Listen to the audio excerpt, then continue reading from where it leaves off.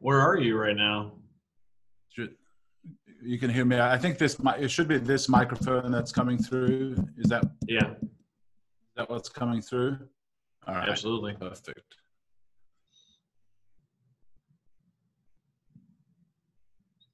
I'm getting pretty All right, choppy yeah, looks like video, it's all. but that happens. Okay. Yeah, I'm planning on actually upgrading my my internet service right now because I do quite a bit of Zoom calls and it's just been so choppy lately that I think I need to upgrade it. I don't know whether it's the area that I'm in or what, but I know it's not the computer. The computer's pretty new. Yeah. So something's up that's making it flaky. Where are you right now? I'm in Jackson, Mississippi in my house. I got you. I'm in my apartment Where are you coming from? I'm in my apartment in Bahrain right now. Where is that? It's in the Persian Gulf, little island nation, middle of nowhere. Wow. Yeah. Wow. Awesome. Something different. Yeah, something a little different to Jackson, Mississippi. Yeah. My family's in Oklahoma City right now, but I'm deployed within the military, so. Okay. Yeah, a little So time how long away. are you there for? Do you know how long you're there for? Oh yeah, through May, just a year. Okay. Wow. Well, thank God for Zoom and Skype and Facebook Messenger and all that. Oh, absolutely. I couldn't do this. Couldn't do without it. It's been pretty interesting, Yeah. to say the least. Yeah. So you've been there since last May? Yeah. Okay. Yeah. Trying to figure out what I'm going to do with the rest of my life when I retire here pretty soon. Yeah, really? You're close to retirement? Yeah, I hit 20 years here in July. Wow, man, that's awesome. Well, thank you. Yeah. Well, you're worth it. Not thank me, but thank you for your service. Yeah, you're worth it. Thanks, man. No, just out here trying not to go crazy. Ended up starting this podcast while I was out here. Ended up hitting, for a brief moment, the briefest of moments, hit number 4 on iTunes last year. Looking to awesome carry momentum and spread my brand and work on my branding. What's your audience like? My audience, my target audience, I don't know who's actually listening, but my target audience is startup nonprofits. Idea through about 5 years of operation, helping them build stronger nonprofits, board training, volunteers, fundraising, donor relations, all those wonderful things. Actually getting a store online and selling stuff and how to do it for free. And they're like, what do you mean I can make money? You absolutely can make and raise and keep money. And they're awesome. So confused about it. And I don't see a lot of people serving that population. Why do I think I'm qualified to help them? Well, I've been on two boards, published 2 books, raised $500,000, donated 20 grand and 1,500 hours of my own time and money. And I just love what I see and love what I do. So. Well, that's awesome, man. Congratulations. Thank you. How about you? How did you become the brand mentor? Well, I've been doing branding for my entire career. Straight out of college, first job was, working with nonprofits and creating branding, capital campaigns, magazine design, logos, getting attention in a crowded market. And so, yeah, my entire career has pretty much been design and branding. And so going from nonprofits to agencies to solopreneur to, back to agencies, back to nonprofits. So kind of got the whole scope of different ways you can do what I do. And it's been a blast. Well, now I know I have someone else I can recommend. I just had a post in the Nonprofits Unleashed. Feel pretty successful. There's it's like something like 290 comments since yesterday. Wow, that's pretty good. I'm pretty happy about that.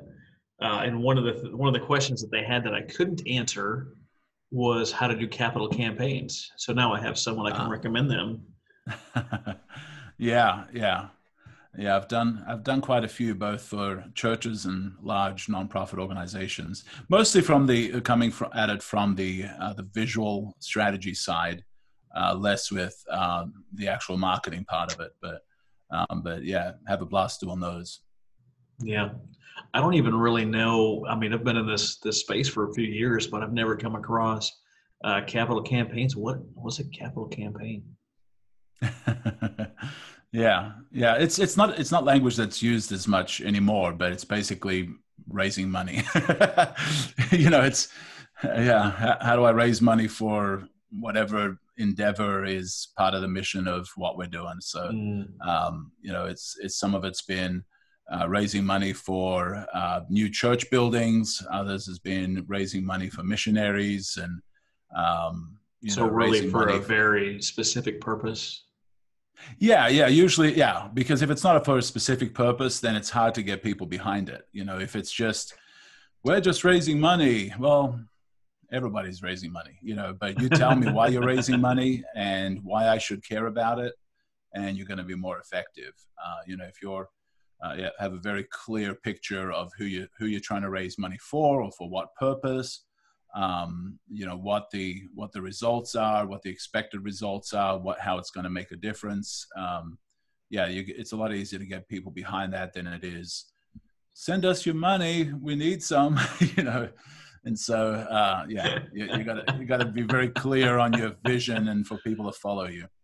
Oh, I posted this little I gotta save it to my phone here. So my last saved picture is really quick, really, really easy. What do you need for your nonprofit right now? And who can I connect you with? And nearly 300, 18 likes, 300 responses. That's better. I mean, likes are fine, but actual engagement, that's way better. Oh, I agree. I'm with you. Yeah, I was looking to see how I can actually legitimately provide value. There was a couple people in there like, really, you just like spamming? And I sent them a message like, if you look, I'm recommending people that are not me and people that are and services that are not mine. And they were like, they went back and looked and they're like, yeah, okay, I'm with you now. It's like, oh, it's a spam fest and this and that. I'm like, oh no. You think so, but it's not actually. I'm not recommending myself. Yeah. Well, and some people just, I don't know, they just feel triggered very quickly based on something that they've experienced. And so if it anywhere looks like it or smells like it, it's like, it's terrible. I got to share my opinion on this. What did I post the other day? Something about networking. I was like, hey, are you in here networking? Are you connecting with people? Are you trading email lists? Are you doing this? Are you doing that? And one guy was obviously very triggered. And I got surprisingly a lot of negative feedback on email list sharing. I was like, that's wow. Well, I can understand where they're coming from, especially if they're new. But that's email list sharing or selling is huge and a great way to expand your stuff. But they were like, this is unethical. And I was like, okay, whatever. I'm just going to ignore you. I just keep scrolling. Yeah. I was posting some funny stuff that was popping in my head about the political stuff that's going on. And posted, I can't remember who I posted it about. I think it was about Elizabeth Warren pulling out of the race, and something about, her messaging not being clear. If you were to look back and try and, get behind her message, get behind her mission, it's like, well, what exactly was it apart from I hate Trump, we need to get Trump out of there? Well, somebody responded, it's like, your red is showing, and it's like, what? No, it's just something goofy that popped in my head, and I tied it into messaging, and they posted a long old rebuttal to her messaging was clear, and she's let me tell you something about you that you don't know. Yeah, and I'm like, Yeah, dude, I was just being funny. I've joked about the president. Like, if it pops in my head, I'll post it. And it's not politically inspired. It's humor inspired, and it's like, well, if do you get on SNL every, Monday morning or Sunday morning? It's like, last night's episode was so mean to, it's like, it's humor. It's just being silly about current events. And so chill. But anyway, yeah, there are some people that look for that stuff just so they can react. I was, who was I watching? Ricky Gervais, and he was talking about the Twitterverse and how people interact with them and this and that. Like, you can't joke about certain things ever. You can't joke about rape ever. He's like, well, rape's not the subject of the joke. And this, and he's trying to explain it. And it was I can't possibly do it justice.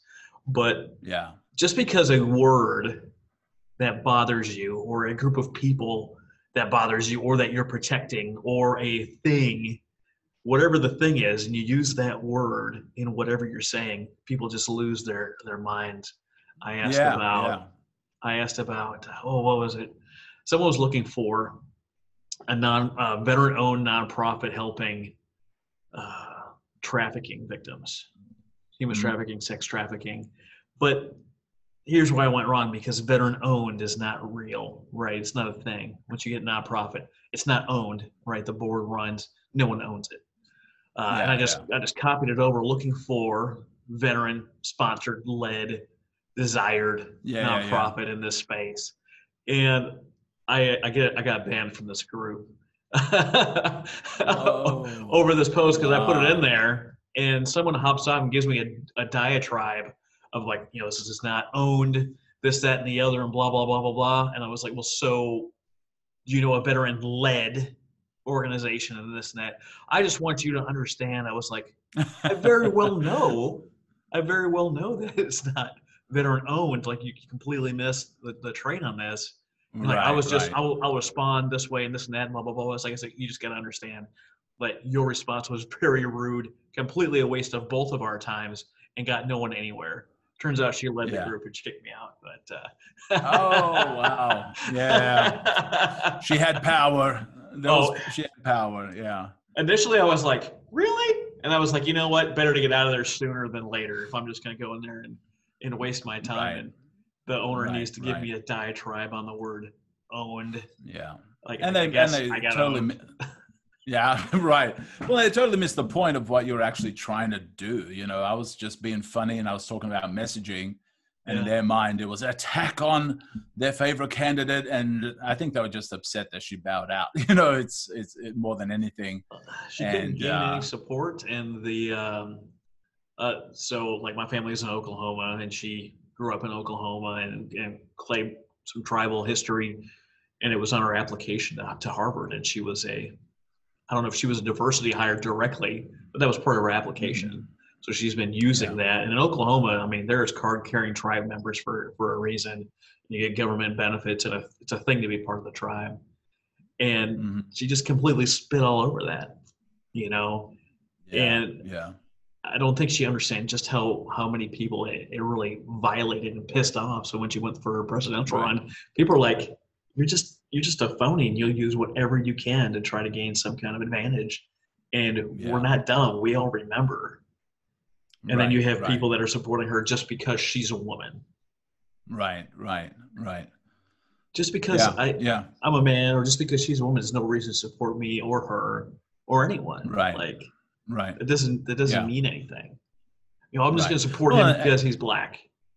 Yeah. But he's a complete asshole. And even with me, just because I'm making fun of the Democratic debate or Democrats doesn't mean I'm for Trump. Those two don't have to be related. Now, maybe I am, maybe I'm not. Doesn't matter. That's not the point. But it's almost like if you make fun of one group, it means you're immediately 100% endorsing the opposite group. It's like, no, if I joke about the Democratic debate looking like the leftovers after teams have been chosen in high school PE, it doesn't mean that, okay, I'm pro-Trump, and I'm Trump all the way. It just means that that's what it reminded me of, like the leftovers. Like after the good ones are chosen, that's what's left. But people are weird. As soon as you hit their button, they can't do anything but react. They don't know how to respond. Yeah. They forget that they're an adult. They forget that they care about people. They forget that you might be asking an innocent question. They might forget that you're just kind of poking them a little bit to get them riled up, and they can just let it go. Like they also forget that they can keep scrolling. Whoa! Well, that's dangerous. I don't know if you can actually do that. I heard that you actually would have a stroke if you kept scrolling. Yeah. Just because you had some feels about the post doesn't mean you have to respond to it. We were talking about at work. This is a little bit on the feels and a little bit on another topic. We're out here, and my buddy sitting next to me is like, one of my ex-girlfriends decided, messaged me. She wants to fly out here and see me. And I was like, oh, okay. How do you feel about it? And he wasn't really vibing. It just wasn't. He wasn't excited. He wasn't interested or whatever. I was like, you're gonna be careful.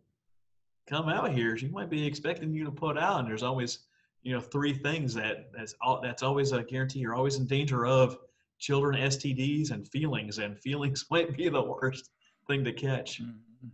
Yeah. Well, and especially if the intent, what is the intent of that as well? That's quite a commitment to make, and so there's a lot of feels that have to be involved with that. You've got to be prepared for all the fallout from something like that. Well, she wanted to fly from San Diego to New York to France to Riyadh to Bahrain on her own dime. It's like 33 hours of travel or more to see him for a couple of days to then get 33 hours of travel back. You've got almost 3 full days of travel. Like she's gonna expect a ring at the end of that. That's quite the commitment. He's like, I wasn't really excited when we were dating. She was just kind of boring, and I wasn't really that interested. But she wants to fly halfway around the world to see you. He's like, I don't know. It's like, based on your reaction, man, or recommending just against it completely. That's not going to end well. Yeah, definitely. So you're looking to get on podcasts and expand your brand and talk and all that fun stuff, and I commend that. Yeah.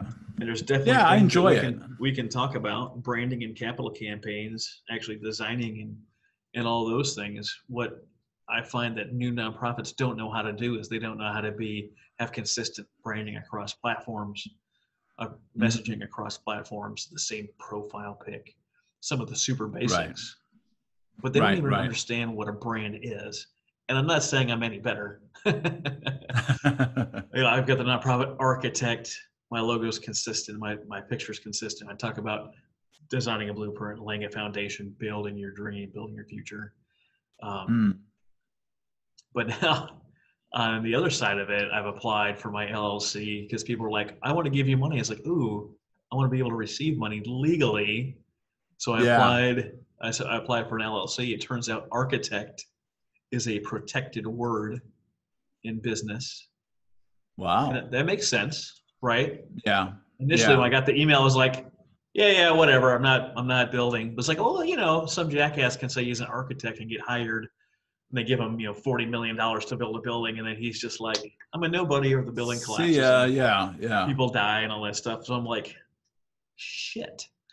Started a brand. I've got a podcast. I've got, 20 something episodes out there. I've got a couple on lock, on standby. I've got 4 or 5 episodes in the bag, and I've got not a lot. I bought a hat, had a design made. I got some t-shirts out there, but I'm like, shit, if I've got to rebrand. Yeah. What now, are you an LLC? People that have wanted to give to you. No, but people that wanted to give to you as a donation or as just as a business. As a business. Okay. Yeah. So it's not a 501c3 type thing. Right. But I don't think I still couldn't file it as a nonprofit either. Right. My quick reaction is filing it at like NPA, Nonprofit Architect LLC, NPA LLC. But I'm not trying to get in legal hot water or cause any any legal panties to get in a bunch. So I sent off a message to a lawyer that I know and be like, hey, what should I Here's do? my idea. What am Can I you do doing it as a Can you do it as a DBA? I don't know. As opposed to the LLC itself being something more generic or general, and then the DBA being the nonprofit architect. Right. That's the question I have sent off. And oh, okay. I mean, I have no idea. That's out of my realm of specialty, but yeah, me too. Yeah, but it's interesting to see. Like, I got the initial thing back, and I was like, oh, well, it's a podcast. I'm building nonprofits. I'm making them better, and this and that. And then like they forwarded on to like the boss at the Secretary of State, and they're like, no, here's the verbiage. Like, it's a protected word, and I can apply to the Oklahoma Board of Architects to see if they will allow me to use the word. And then I was like, so I searched. It's protected in all 50 states, so I can't just like go register in some other state and call it good. Right. So. Wow, I had no idea. Wow. Hey, me too. What are you gonna do? I'm sure there's other protected words out there. Oh, absolutely. Yeah, I'm guessing any profession that is at that level, probably, like law firm, you probably couldn't use law firm or chiropractic or legal doctor. Yeah, right. Yeah, I had no idea that kind of stuff existed. Yeah, never occurred to me. So what I normally do is I usually do a get to know you call and then schedule a podcast later. But I've been watching and following your stuff for a long time, and I know that you know what you're talking about. So it's really up to you. We have the time. I have the time anyway to record a podcast now, or we can schedule another time and talk more later. We can do it now. How long is your podcast usually?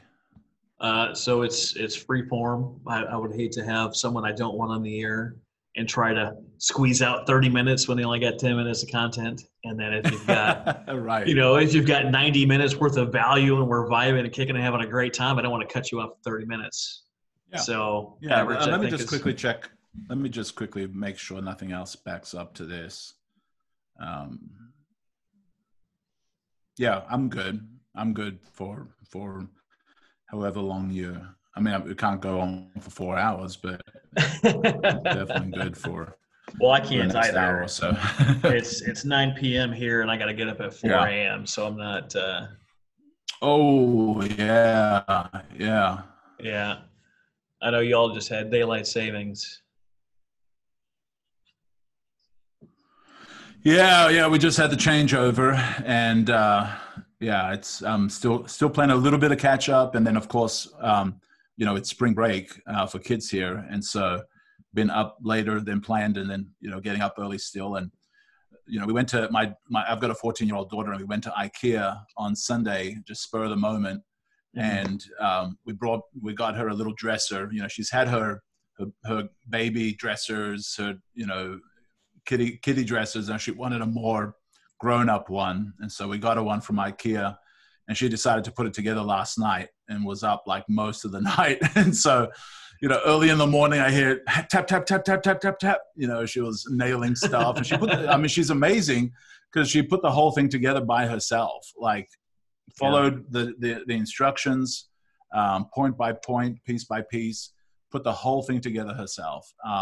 But also, 3 o'clock in the morning, tap, tap, tap, tap, tap, tap, tap, and as a dad, you're like, you don't sleep through that kind of stuff. And so anyway, I'm going to see if I stop babbling, just like, hey, time out, man. You said that thing 5 times already.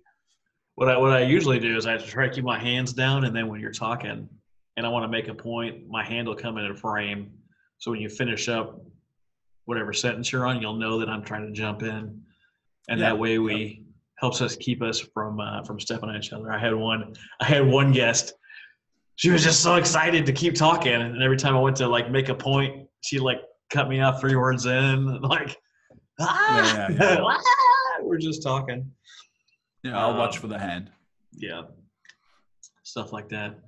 So before we get started, if you've got a little bit of time, would you be willing to give me some feedback on my branding? Have you seen any of my stuff floating around through the the Do you know Facebook what? I've verse. seen it floating around. I saw your unboxing for your hat, but I haven't like really dove deep into to taking a Yeah, look at it. yeah, I gotcha. No worries. I always like to ask people their specialty if they've actually looked at my stuff or listened to my show or any of that fun stuff. It's interesting to I think I see. started listening. Yeah, I think I started listening to a couple of your episodes just to get familiar with your style.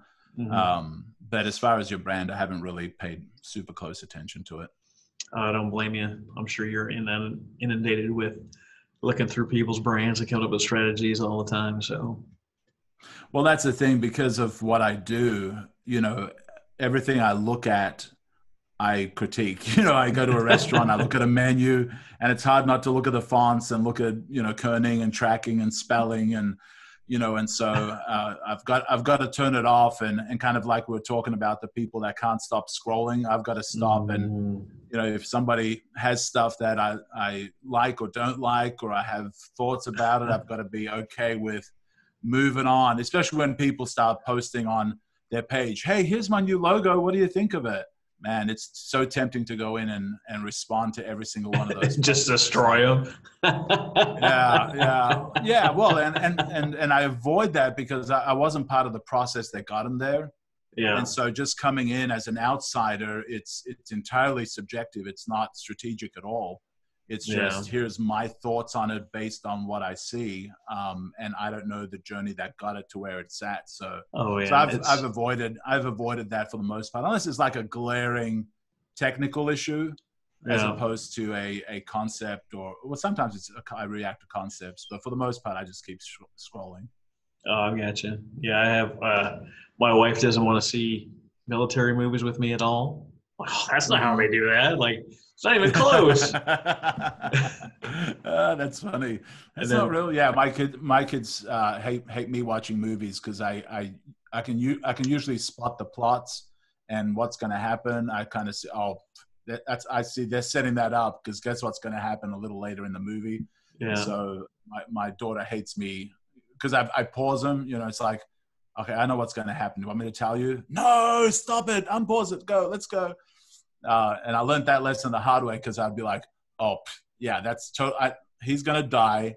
And that thing that he just said, that's going to come up later, And so, yeah. Yeah, my this thing with nonprofits, I end up talking to people, and I'm working really hard to catch myself before I just go into like advice mode. I'm like, all right, they didn't ask me for anything, like, oh, hey, would you be interested in talking about, or would you like feedback? I've been like working really hard to make sure I ask those questions before just going with all my knowledge and experience on all those things. And it's tough not to do it. I'm sure you have the same problem, or at least have had while you were learning how to control yourself. Yeah, absolutely. Yeah. Start blurting out solutions before you've clearly defined the problem is something to avoid. Yeah, no, I'm with you. Especially getting into like social media, and you're like, they ask you for something, and without a doubt that question is the wrong question. Right. Yeah. Like, hey, what do you need for help? The first response I got was 244 passenger buses. And I'm like, chances are that's not what you need.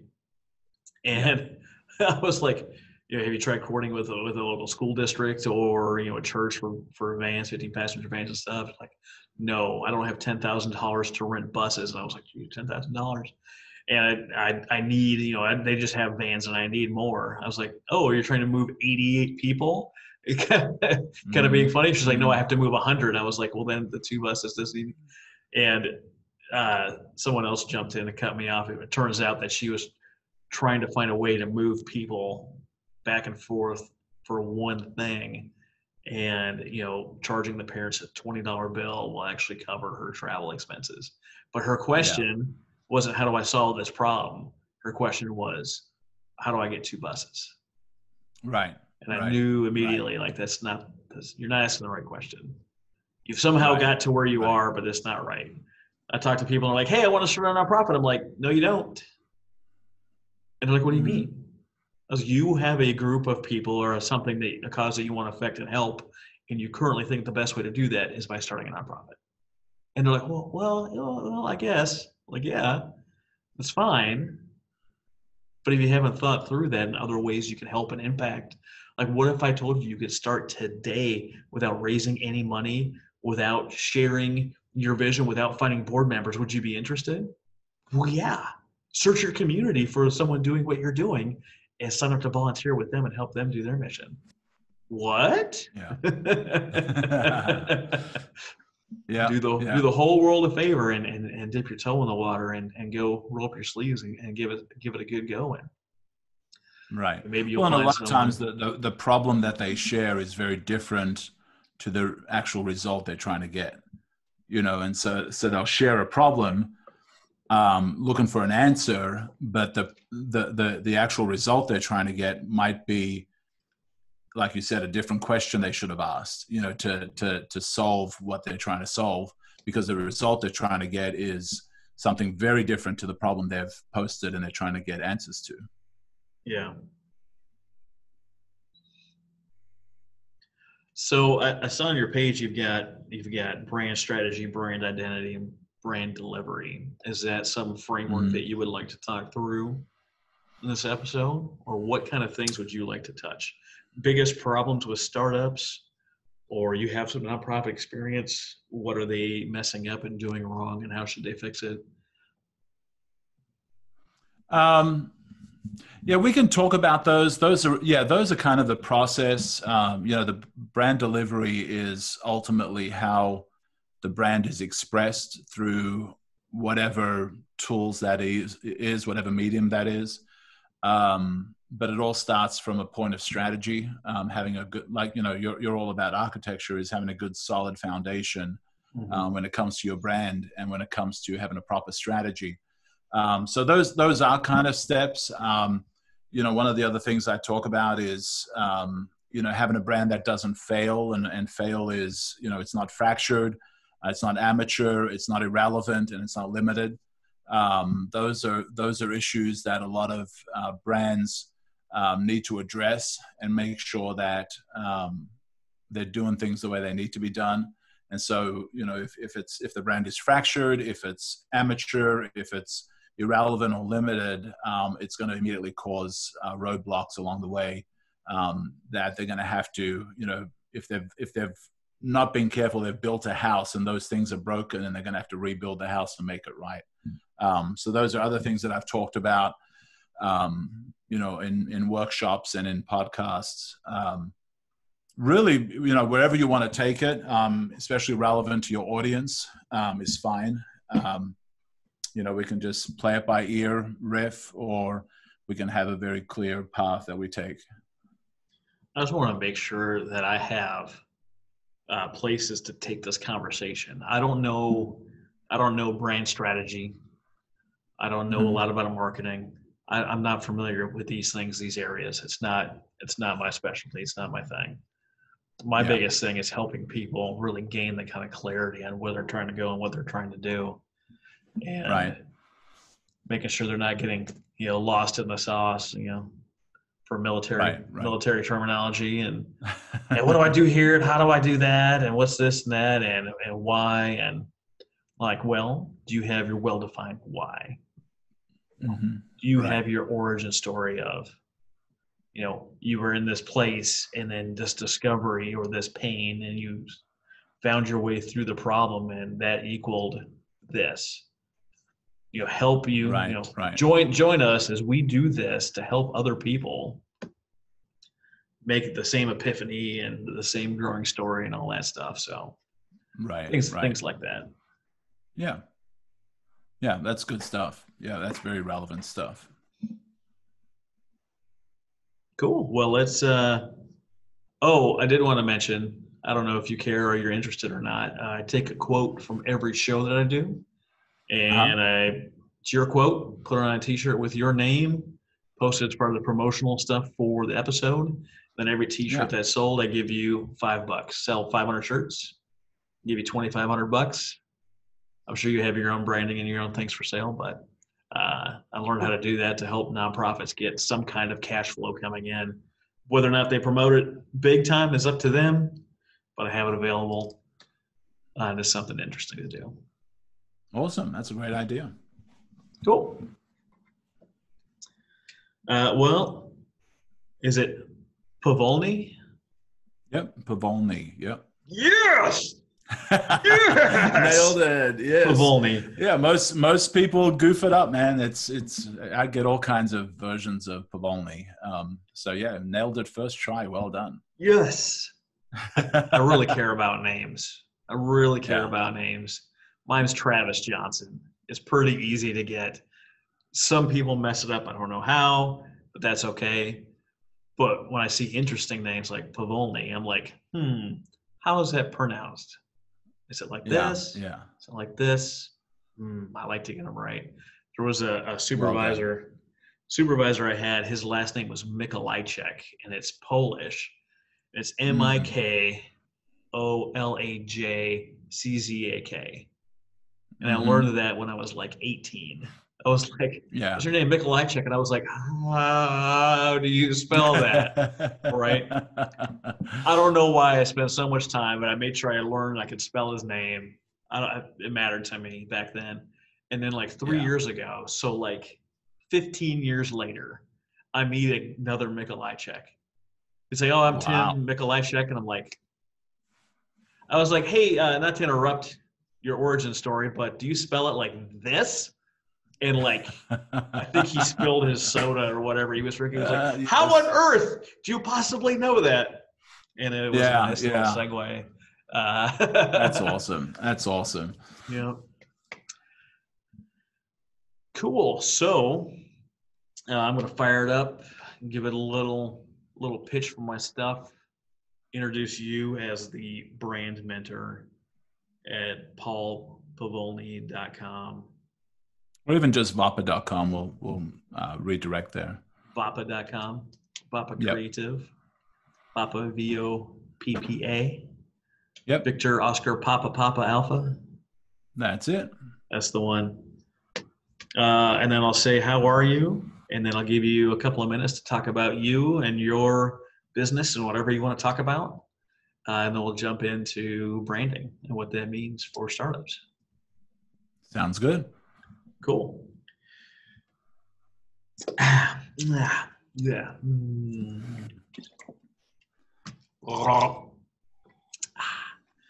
Got to make sure I'm all cleared up. Definitely can't re-record this. There's no mistakes. Definitely can't edit anything out. That's right. This is live. No, it's all pre-recorded. We mess up, completely fall on your face, your microphone falls over, we'll just edit it out. No big deal. Okay. Now, I don't recall, do you put this out as video as well as audio or just audio? I'm working on it. I'm working on the video. I don't have the time. I work 12-plus-hour days over here, many days a week, and then I try to squeeze in some kind of social media posting and then a call every day, if not 2 calls in a day, and then try to like follow through with offers and stuff till like midnight, and then I sleep for 3 or 4 hours and I do it again. Wow. Now, where are you hosting your podcast? It's hosted on Libsyn, but it's on iTunes, Google Play, Stitcher, TuneIn, so you can get it on Alexa, Spotify, all the big stuff, anywhere podcasts are caught. Okay. Yeah, I'm planning on doing a podcast myself, and so I'm looking at several people mentioned Anchor and SoundCloud, and so I'm looking at where the best place would be to host mine. Yeah, Libsyn's pretty straightforward. I think it's $20 a month for pretty massive storage. It pumps out to a lot of big things, adding on, and then auto posting. Right, once you load on Libsyn, it automatically feeds in all the stuff that you've signed up under Libsyn for it to go to. So if you post it once and it's out. Anchor, I think it posts to 10 or 12 automatically. But from what I understand, and I don't know everything, Libsyn, you get really the most bang for your buck and the most control over your content. So, Okay. yeah. Okay. That's good to know. Yeah. And again, I don't know everything. I didn't do a whole lot of research. I did a little bit of research and I was like, you know what? If I don't start it, I'm just not going to do it.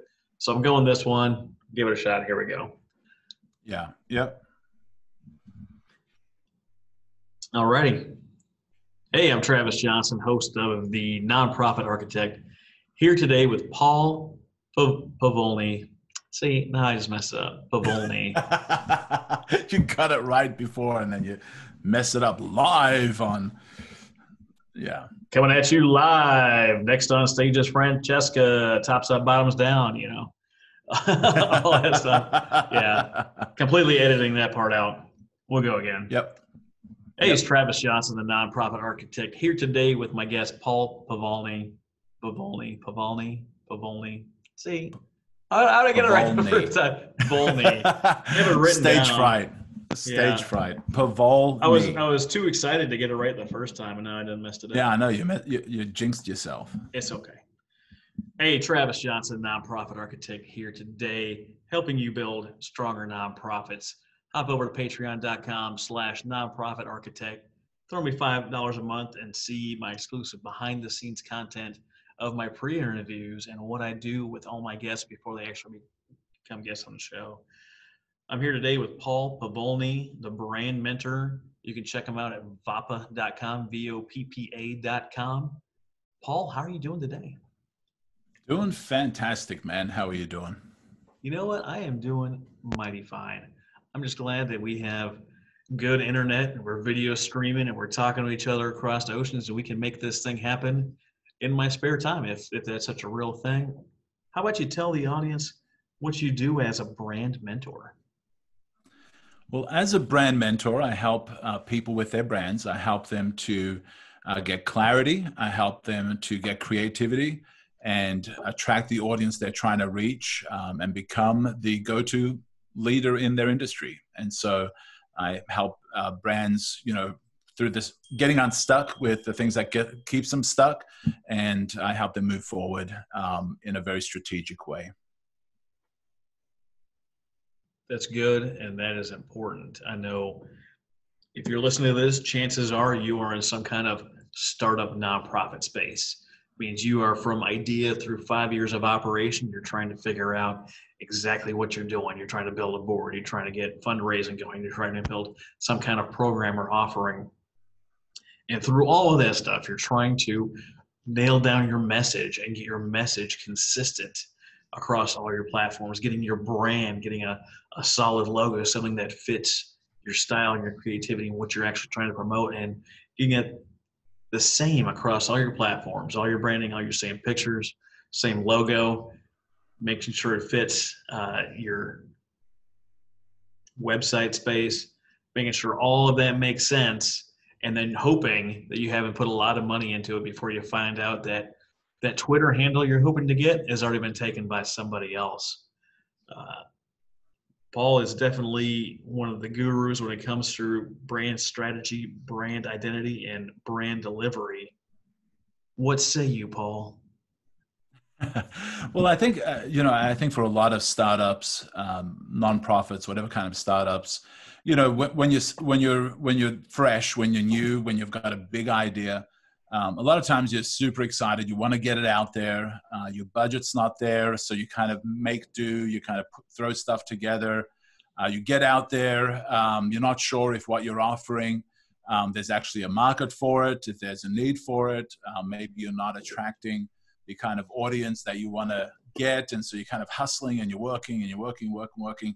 And sometimes you forget to kind of stop and look at, am I doing graffiti on a moving train? Am I busy doing stuff, but there's no productivity, there's no value, there's nothing really working. I'm just kind of busy without actually being strategic. And so, what happens a lot of times is I come back to a client, with those kind of issues, and they reach out to me, and I'll come back to them and say, well, you probably have to start almost from scratch and look at your brand DNA and look at some of those core essentials that are important for your brand that, might be as simple as unifying everything, or it might be as complex as your name and looking at your name and your name's not making sense. It's not relevant to what you're trying to do. And so, it comes from just stepping back, taking a pause, and saying, okay, are we busy in the right direction, or do we actually need to stop, kind of regroup, rethink, do an audit, do an honest audit, and an audit with somebody from the outside, and have them come in with fresh eyes and look at what we're doing and say, okay, the reason we're stuck is because we're doing these things that should be going well for us, but they're not, because we're doing them the wrong way. That's huge. I know when I talk to startups, which is basically what I do every single day of the week, I'm talking to startups and people with these big hearts and big ideas.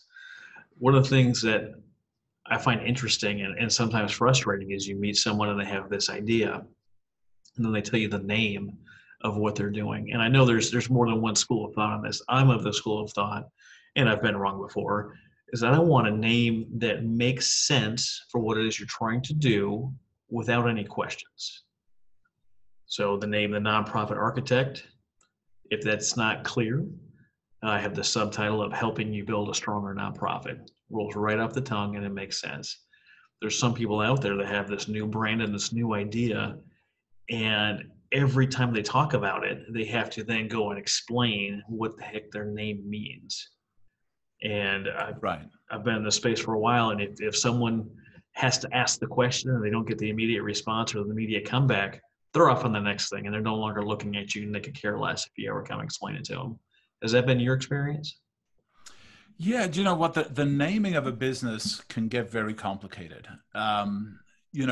Because what does Google mean? What does Yahoo mean? What does Zappos mean? What does Amazon mean in the context of selling products? And so, if you're going to do something like that, you've got to find a way to stand out from everybody else. And there's going to be times of explanation. Now, if, the best name is an easy name, of course, if you can have something that's straightforward from the get-go, this is Bob's Plumbing, or Bill's Pest Control. Absolutely. You don't want to be vague in those cases. You want to be around a problem that you solve. This is, you have a pest problem, you want to call Bob's Pest Control. But there are some industries that having a different kind of a name is actually a good thing. It creates a curiosity. It also helps with getting URL. We're kind of in this era of can you get the .com? If you can't get the .com, then you have to make up some stupid word to try and get the .com. But, and so there's kind of a mixed thing. You can name a business after a founder. You can name it around a problem. You could name it around a solution. You can name it around a specific demographic. So there's a lot of possibilities when it comes to naming that you've got to choose the right route for what you're doing. And so in some cases, straightforward, uncomplicated, unvague is the absolute best strategy to take. And in other circumstances, something unique and fun and off the wall might actually be the better solution. And so it takes having a solid strategy and a solid a mission behind it and a solid purpose behind it that kind of defines what the best route to take is. Now, if you do have a crazy name, and as Paul said, that works in some situations, you've got to be able to give some kind of story behind it. I interviewed Matt Kubler, great man, absolutely love his story. His podcast that he hosts, among the many things that he does, is 2 Dates and a Dash. Now, 2 Dates and a Dash isn't self-explanatory, but it is intriguing. And when you ask someone, you see something like 2 Dates and a Dash, you almost have to ask a question. What on earth does that mean? Well, what that does mean specifically is the 2 dates are on a tombstone, or the beginning and the end, but that dash, that tiny little thing between the dates, is where all the memories are, is where the life that you lived is that tiny little dash. And that feeds into a story and helps to build your brand and that intrigue. And I find that very interesting. Right. Well, and with even with the name of my business, Voppa, that makes zero sense. But I'm easily able to get all the handles on social media for it because it's a made up word, but it has a very unique origin story to it. If you have time, I could share it. When I went to an all boys high school in Australia, and there we call each other by our last names. It wasn't like, hey, John, hey, Paul, hey, Bill. It was like, hey, Jones, hey, whatever. And, with a name like Povolni, they couldn't really say it. It wasn't, it was kind of like the whole, hey, and so they simplified it to Pava. And so they called me Pava for the longest time. And one time at recess, we were just saying our names backwards because we were bored, and we didn't have phones to play with. And mine was in the Vop, and they liked the sound of Vop. And so, I became Vop, and that migrated to Voppa, and that became my nickname throughout high school. And there's a lot of people that don't even know my real name. They just know me as Voppa. And so that kind of followed me pretty much throughout high school, even into college. Everywhere I went, in even social gatherings, in church, whatever, people would call me Voppa. That was just the name they knew me by. So when it came time to name a business, I had all kinds of ideas of what to possibly call it. But finally I settled on just Voppa. And so I was able to get Voppa.com, all my social handles, and everything is Voppa. And so if somebody wants to find me, they just need to know Voppa and they'll find me. And so, yeah, I think in those cases, having a fun story behind it, makes it interesting, makes it intriguing, and it gives you something to talk about. Same with, my podcast that I'm hoping to release in the next couple of weeks called Headsmack. That came out of, I developed a creative thinking workshop that helps people think creatively, even if they're not creative. And so Headsmack is the idea of, oh man, that's so obvious, the smack in their head in realization that the solution to their problem, sometimes is not as complex as they thought, but also it's kind of a framework for thinking creatively. And so with my podcast, I called it Headsmack, ideas that work. And so, but once again, it's one of those words that really doesn't make a whole lot of sense, but it's a unique word that generates interest and generates curiosity as to what it's about. See, I don't understand what the big deal is. I nailed Povolni the first time without any prompting. It was the second and third time that tripped me up. But yeah, exactly. So before the podcast started, we were talking about a four-letter acronym called FAIL. And you use this to help guide people through the process of branding. Can you dive deep into that for us? Yeah, I can dive deep into it. I actually, do kind of a workshop on it. And I've spoken about it several times. So, going through the full thing would take a while. But just the summary of FAIL is a lot of businesses, when they're looking at what they're doing with their brand strategy, they need to look at, the four things in FAIL is, the first thing is fractured. Is the brand fractured? And by fractured, I mean, is it confusing? Is it inconsistent? Is the messaging unclear? Are you saying one thing one place and a different thing in a different place? Are you using purple in one place and green in another place and orange in another place? What about your fonts? What about the way you communicate with people, the experience with your website, the experience with your app, the experience in your store? And so there's a lot of areas within your brand and touch points of reaching your ideal audience that could be fractured. It's inconsistent. And because of its inconsistency, it's hurting your brand. It's really, you're not building equity in your brand. You're not developing a consistency that people can rely on. Whether, if you're a restaurant, one time that you create a wonderful hamburger and somebody's like, oh man, that was the best burger I ever had. And then they go back the next week and you've swapped out the burger recipe for something different. And they're like, I'm never coming back. I don't know that I could come back here and get the same experience every time. And so fractured is the first part of FAIL. It's really important for a brand to look at areas in their brand where they're inconsistent, where they're fractured, where they're confusing, where the messaging is unclear, where people are not having the same experience with your brand as they hope to have, and you're not getting that equity that comes from that. The second thing would be, is an amateur. We had talked about the idea that, you know, a lot of times when you start a business, you don't have the resources, and so you go to cheap solutions. You know, you know, if you're a storefront, you do things cheaply. If you're a online business, you do things cheaply or quickly or yourself sometimes. And so as you scale your business, you know, it looks amateur compared to other people at that level that you're trying to be, or that you're at. And so you need to look at your business and say, okay, it might have worked well in our early startup phase when we're kind of scrappy and just trying to get stuff done as quickly as we could.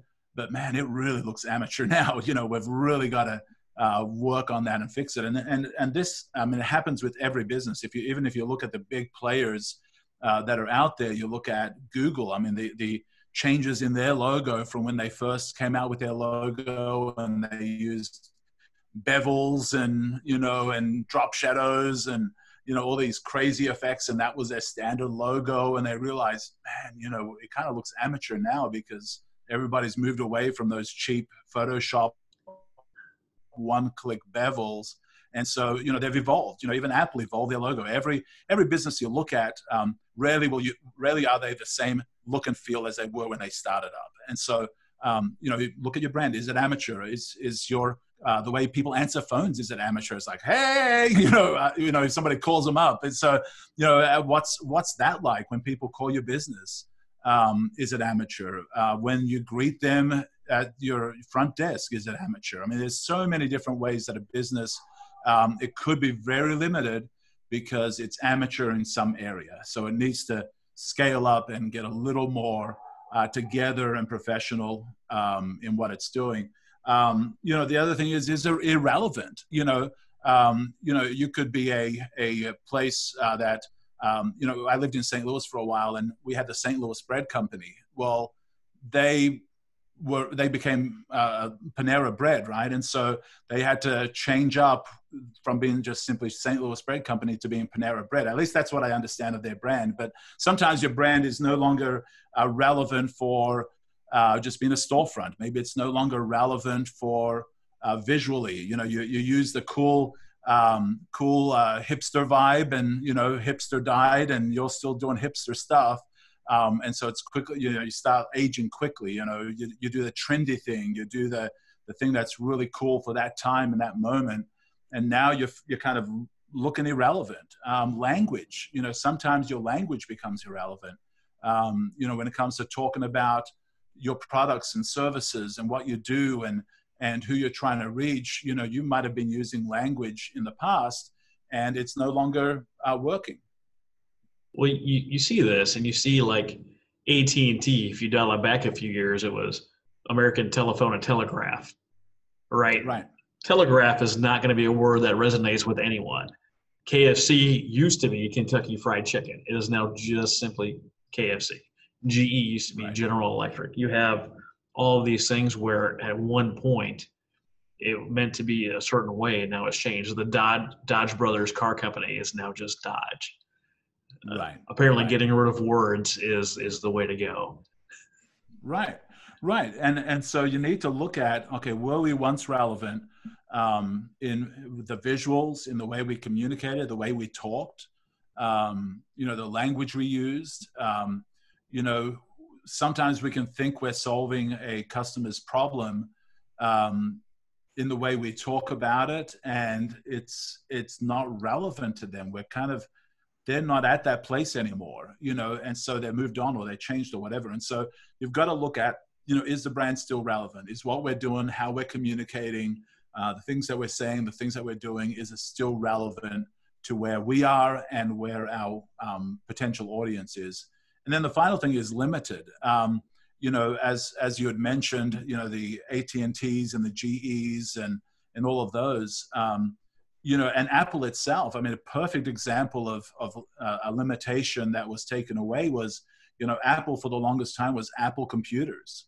And it's been a long time since they've been called Apple Computer. They've taken off the computer part because a lot of their revenue is generated from mobile. And so they're no longer known as Apple Computer. They're just simply Apple. And so you have to look at, you know, the things that the name that I have, the presence that I have. If I'm just on Instagram, but most of my audience is on Facebook, am I limiting myself simply because I'm not on all the channels I need to be? Am I limiting myself because of my name? Am I limiting myself because of I've just focused on my town, and I could be actually regional or national or international? And so you've got to look at what kind of limitations does your brand currently have in a lot of different areas, and that could be holding you back. That could be holding you back from being the company that you need to be, simply because you're not looking at fracture, you're not looking at things being amateur, irrelevant, or limited. When I look at something like amateur, and I know we're jumping back a couple of letters, one of the things that I talk about, with startups is, hey, when I go to your personal page, your photo is not a photo of your face.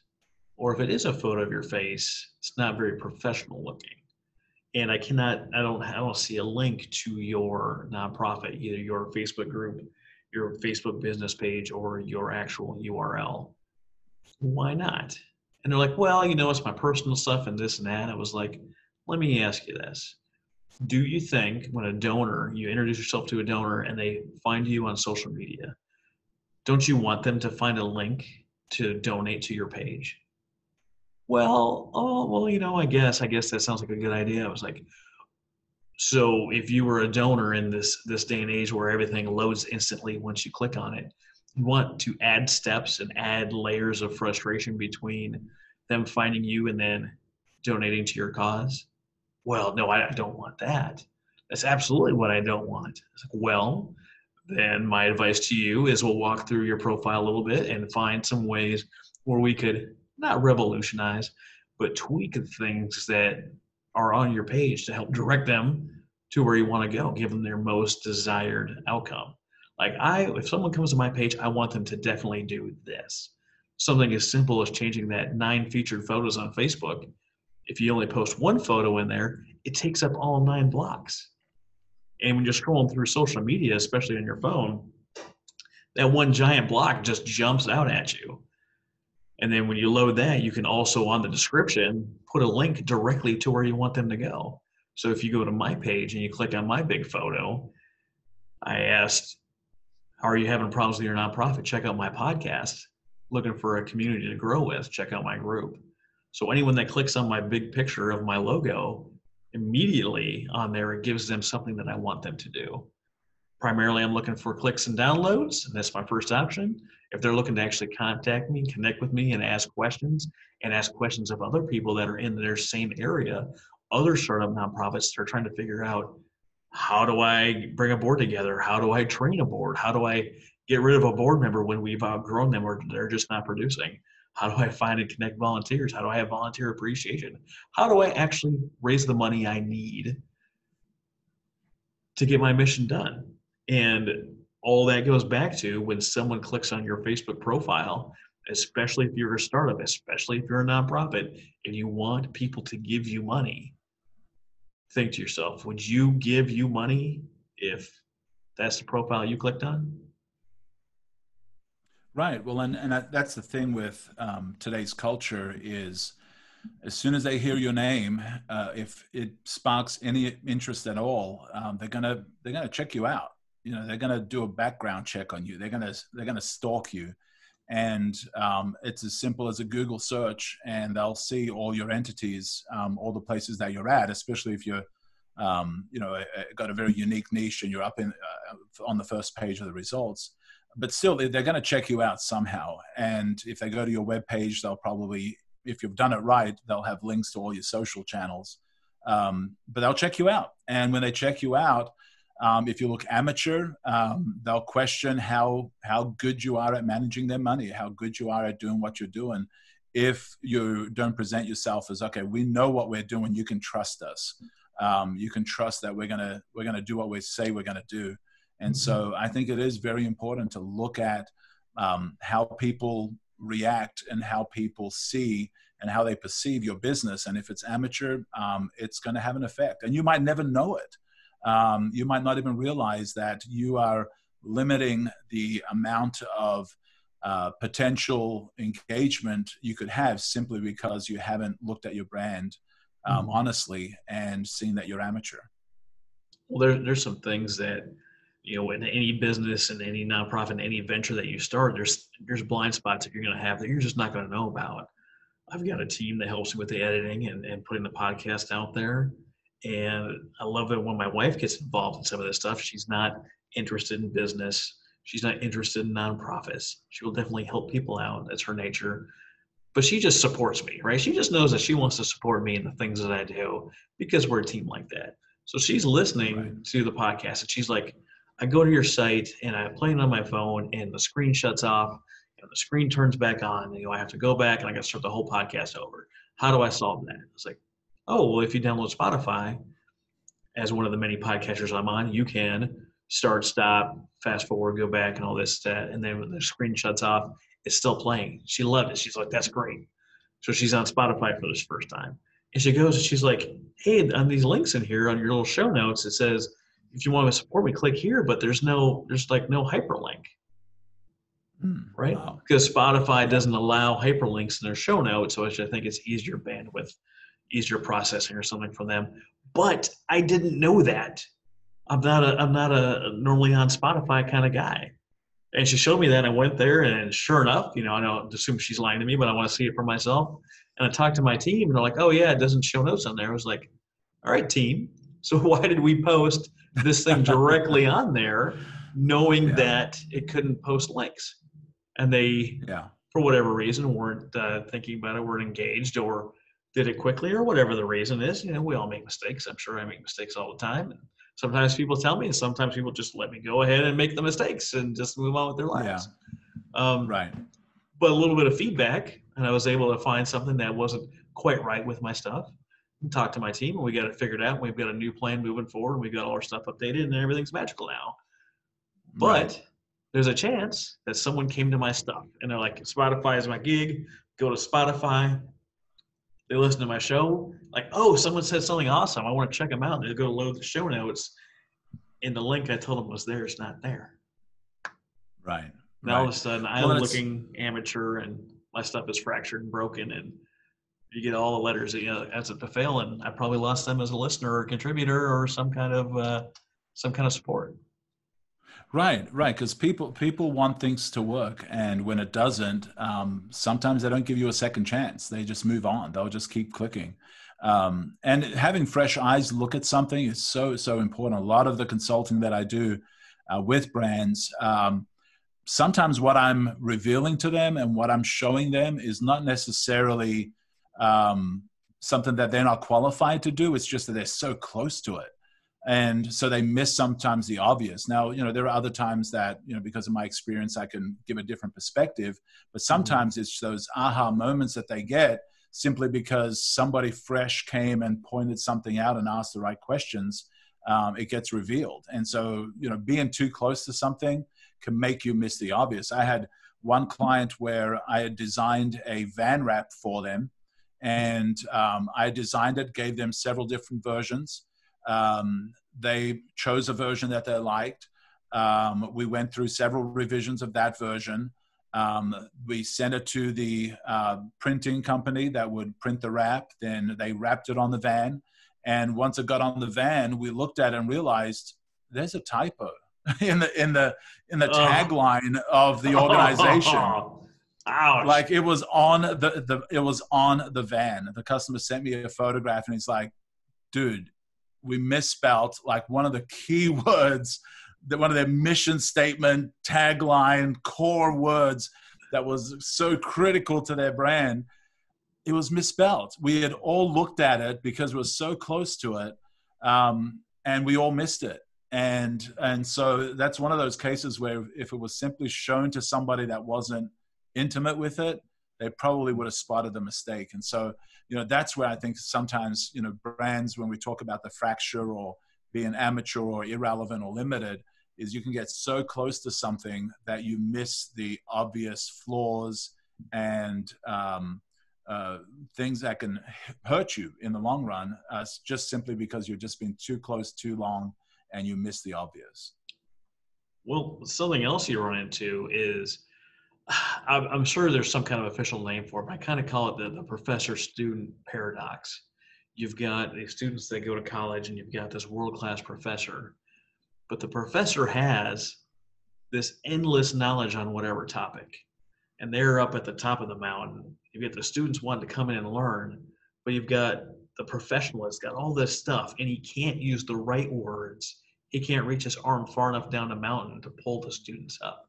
He gets lost in the technobabble or some concept that he has mastered forever, but he cannot explain it to the novice. He can't explain it to the person he's trying to learn or person that's trying to help.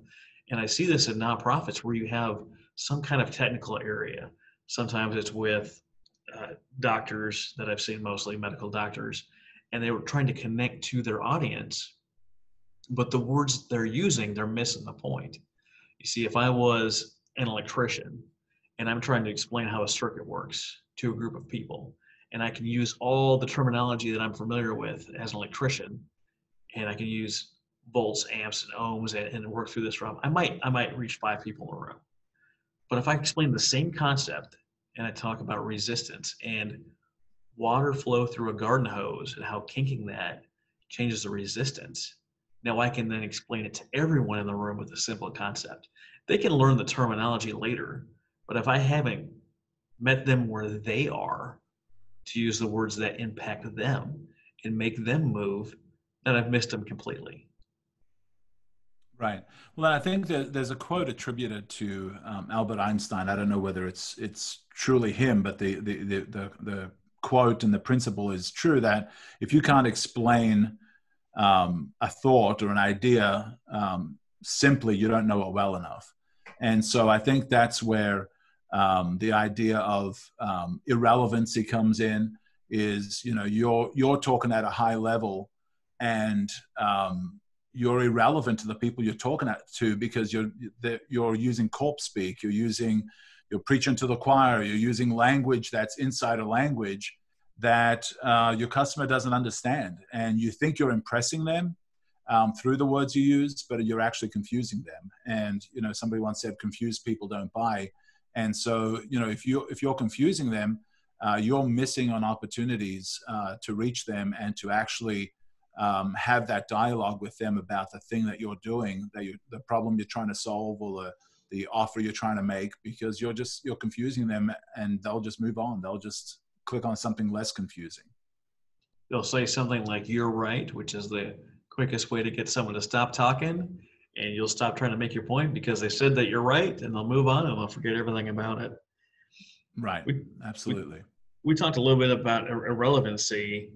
I kind of want to talk about rebranding. We kind of talked about these brands merging and evolving, and there's definitely two problems I see. You see where you're growing and evolving, but there's also this thing called mission creep on the other side, where you're helping veterans with PTSD, but then you're trying to do a gun shoot, and you're trying to do a Silkies hike, and you're trying to do a rucksack march, and you're trying to do this, and you're trying to do that. And before you know it, you've left the core of what your organization, your brand is all about. How can you tell the difference whether you're evolving or whether you're suffering from mission creep? Well, because one, evolution is a progressive, step-by-step, iteration, whereas mission creep is more of you're adding stuff to what you're doing. And so evolution, every brand evolves. Now there are times, and whenever I talk to brands, I always talk about, you know, are you looking for an evolution or a revolution? You know, an evolution is simply, you know, we're just going to evolve where we're at. We're going to use the same DNA that where we're at as a brand, but we're going to just evolve it. We're going to upgrade it. We're going to make it better. We're going to make it more professional. We've been amateur. We're going to be professional. We've been fractured. We're going to get clarity, and we're going to unify. You know, we've been limited. We're going to adapt to what we need and make sure that we're doing things the way we need to do it. You know, we became irrelevant, and now we're going to understand our customers so clearly that we can speak their language and communicate with them in the way we need to. And so, you know, those are evolutions. Those are realizing where you're at and saying, okay, Let's just kind of work with the DNA, but let's do better. Whereas a revolution is more of a, do you know what? We are messed up. We have got to absolutely stop what we're doing and reset and do something radically different than what we've been doing. Mission creep, as you've described it, would be, you keep adding stuff to what you're doing and you're getting confusing to your audience with them not understanding, okay, do I go to you for this or do I go to you for that? Do I go to you for this thing that you started doing, but now you're kind of not doing that? You're doing this. So are you doing now 5 things average, or are you doing one thing well? Mm-hmm. And so, that's kind of what people start feeling is, they want to go to a specialist when they have a special need that only they can solve. And when you're all over the place, and some people, they almost go out of category. It's not even like they're just adding features. They're like, I make cupcakes and I also fix tires, and it's like, wait, what? So you've got to be very strategic as a business, where that growth is happening. And is it happening wisely that makes sense? Amazon was, mostly about books, initially that's what they started off as, if I understand their history right. And then they kind of added products to that as they evolved. But it wasn't a radical, hey, we sell books. Do you know what? Now you can come to us for your, essential oils. And that's what we do now.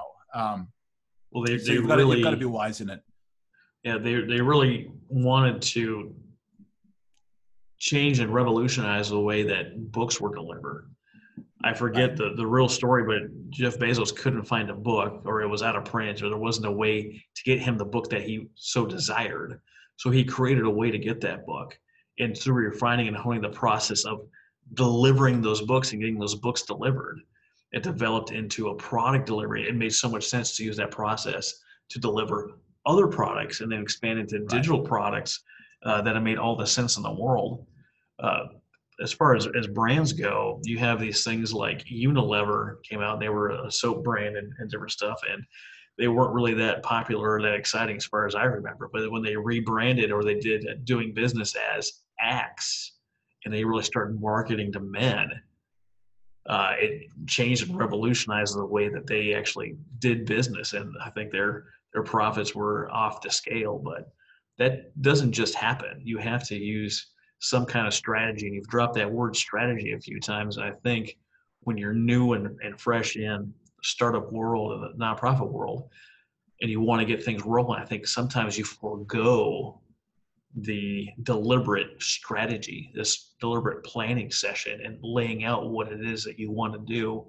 Is this something you experience when you talk to brands? Yeah, absolutely. Because, that they think a brand is a logo. So they get a logo done and say, okay, we've got our branding done, let's move on to more important things. And, I recently did a workshop with a client that's kind of changing their business a little bit.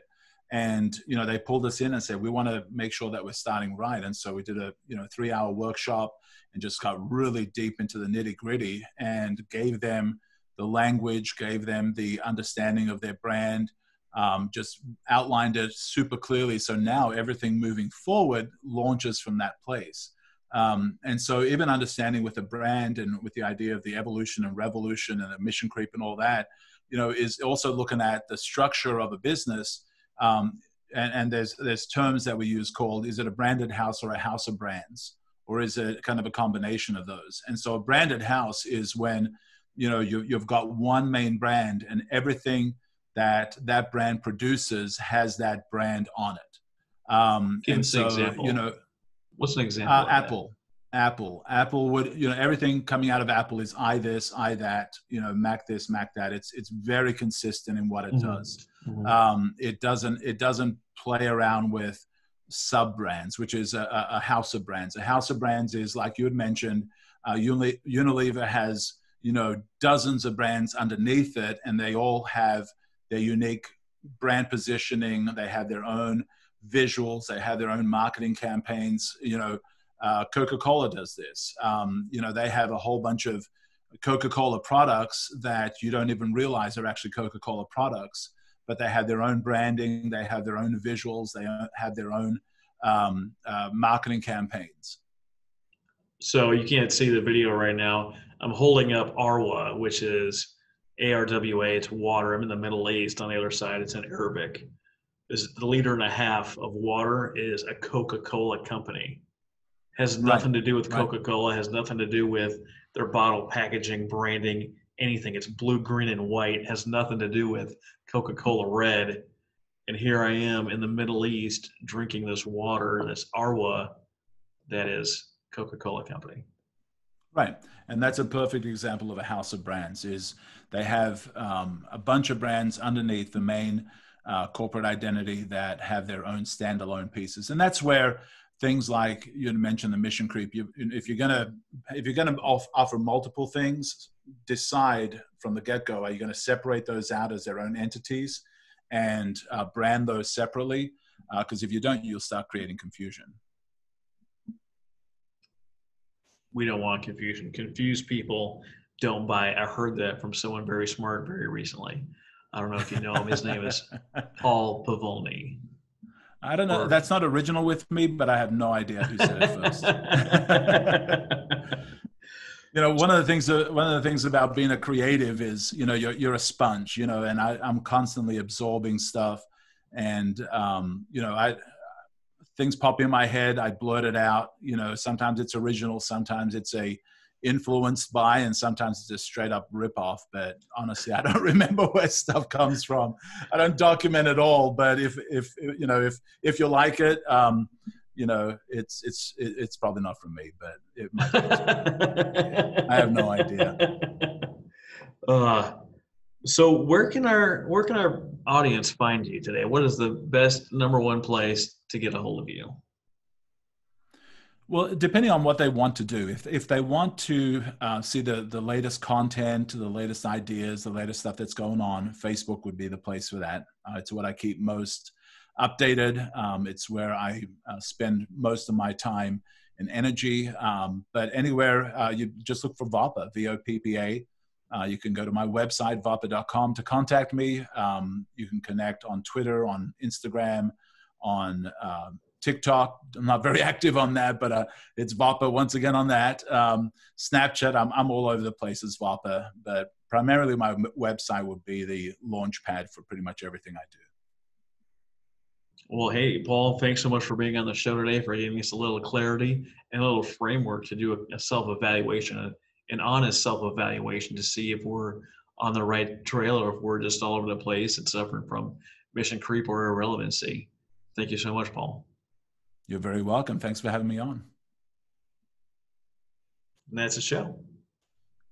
And you rolled with the punches quite well. Thank you. I asked you a couple of questions and I was like, he's a smart guy. He's going to be able to follow me on some of this stuff. Well, I'm glad you trusted me, and that worked out. That was good. If it's a total train wreck, we'll just edit it out, or we'll just scrap the show altogether. There you go. Hopefully there's something salvageable from what we just talked about. I hope, all you're going to hear is the 8 times that I said Povolni, and the 2 or 3 or 4 times that I spurred it up and all that stuff. But that's it. That's in a nutshell. I try to do the quick intro and tell them why you're relevant, and then jump right into value. I know one of the things that when I'm listening to podcasts, as I feel like they take forever to give me some kind of value or get to some kind of point. Yeah. And that, as a listener, that bothers me. I recently got a bicycle over here, but I've been walking. It's about 25 minutes. Sometimes I make it the whole 20 or 25 minutes and not gotten to anything that I give crap about on a podcast. And for me, it's super annoying. Especially when I'm we live in a culture of just the economy of time. We try and steward our time as well as possible. For a lot of us, some people waste way too much time, but for the most part, if you're a busy person, got stuff to do, places to go, people to meet, if you listen to a 15-minute podcast, you don't want 5 minutes of intro and then you miss the thing because you've got a 20-minute drive. So yeah, that makes sense. I like that format. Yeah. What can I do for you, Paul? What do you need? What are you looking for? Just kind of put me out there. Send people my way if they feel that they've got fracture. If they feel that they started off amateur and they're kind of stuck. They just need clarity. Like I said in the intro, it's clarity and creativity. And so if recently I got brought in by a large organization in the area, and they just had in-house frustration, in-house headbutting.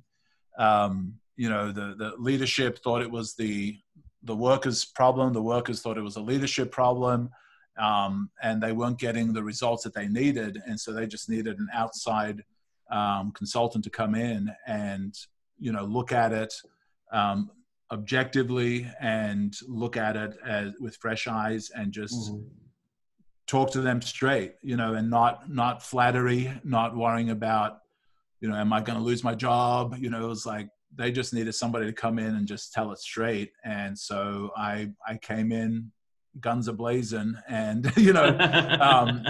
and touched on both, on both sides of the line, and just said, here's what's going on. Here's what needs to be done. Here's where you're stuck. Here's what you need to do to get unstuck. And it's up to them now to execute on what I shared with them. So yeah, anybody that's kind of stuck, anybody that started off amateur, anybody that feels they're irrelevant or limited or fractured, I can come in and help them out. Cool. Kind of get past that. Absolutely. We'll definitely pass them your way. And I'm looking for guests and clients, people that can provide value to nonprofits like yourself. Definitely interested in interviewing, and then people that are struggling to get the ball rolling for fundraising or what have you for nonprofits. I'd love to talk to them. But I drank this whole thing, and I've got to run. All right, man. Get some good sleep. Thank you again for what you're doing over there, and all the best with the podcast. And yeah, if I can help out, let me know. And if you want to post a review of the interview, that way I can kind of put it out there, and hopefully get on more podcasts and just get an opportunity to share and provide value. Yeah, absolutely. You have a good one. We'll talk to you later. Cool, man. Take care. Have a good night. Bye.